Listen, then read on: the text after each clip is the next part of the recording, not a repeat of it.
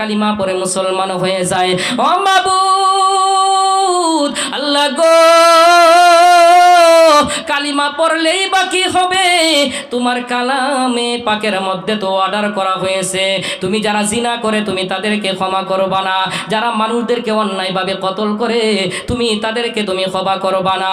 আল্লাহ গো, আমি তো কতল করলাম, আল্লাহর সাথে যারা শরীক করে তাদেরকে তুমি ক্ষমা করবা না। ও মাবুদ, আমি এখন কালিমা পড়লে কি লাভ হইবে?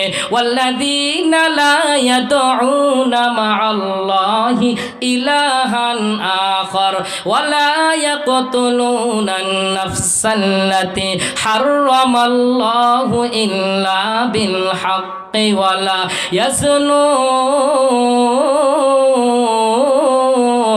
ওয়া মান ইয়াফআল যালিকা ইয়ালকা আসামা